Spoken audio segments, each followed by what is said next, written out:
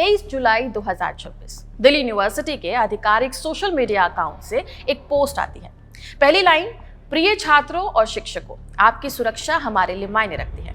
और अगली लाइन में वही यूनिवर्सिटी अपने ही छात्रों से कहती है कि जंतर मंतर से दूर रहिए।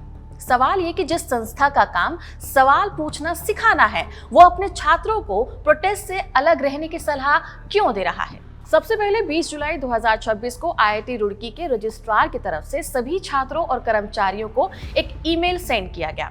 उसमें लिखा था कि बिना पूर्व अनुमति के राजनीतिक चर्चा या राजनीतिक गतिविधियों में हिस्सा ना लें, प्रिंट, इलेक्ट्रॉनिक या ब्रॉडकास्ट मीडिया में बयान ना दें।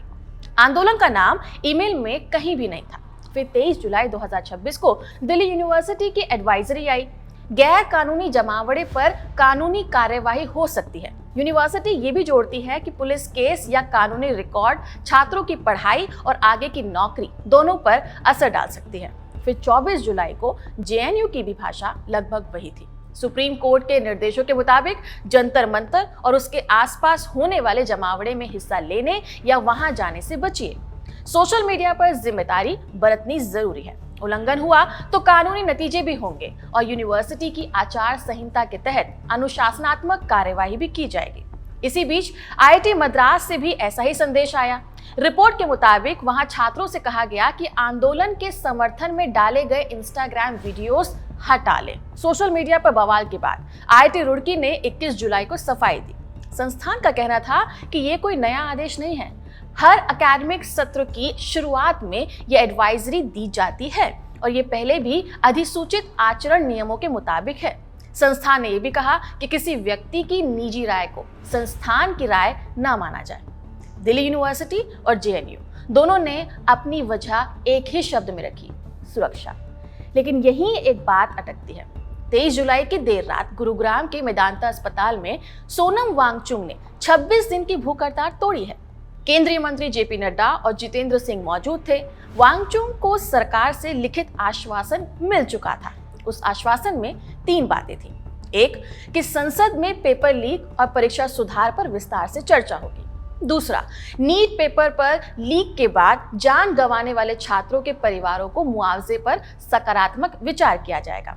तीसरा, कि जंतर मंतर पर शांतिपूर्ण प्रदर्शन करने वालों और 20 जुलाई 2026 के संसद मार्च में शामिल लोगों पर मुकदमे दर्ज नहीं करना। यानी कि एक तरफ सरकार लिख कर दे रही है कि शांतिपूर्ण प्रदर्शन पर केस नहीं होगा और वहीं दूसरी तरफ यूनिवर्सिटीज अपने छात्रों को चेता रही है कि वहां जाने पर कानूनी कार्यवाही हो सकती है।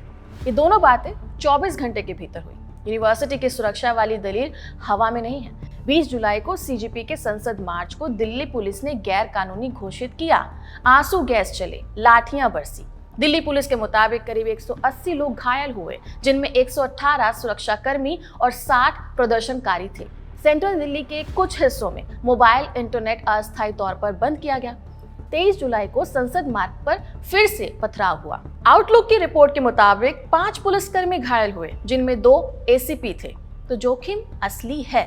सवाल जोखिम का नहीं है। सवाल यह है कि जोखिम बताना कहां खत्म होता है और निर्देश देना कहां से शुरू होता है। एक एडवाइजरी जो कहती है कि वहां चोट लग सकती है और एक एडवाइजरी जो कहती है कि वहां गए तो अनुशासनात्मक कार्रवाई होगी। ये 2 अलग अलग बातें हैं। 24 जुलाई को राहुल गांधी ने दिल्ली यूनिवर्सिटी की वही पोस्ट शेयर की और लिखा कि छात्रों को उनके लोकतांत्रिक अधिकार के इस्तेमाल पर धमकाने की हिम्मत कैसे हुई। आईआईटी रुड़की की एडवाइजरी पर सांसद महुआ मोइत्रा ने 21 जुलाई को लिखा कि संस्थान इस ईमेल को वापस ले।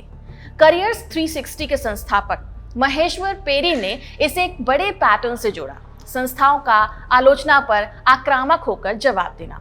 उधर संसद अब भी अटकी है।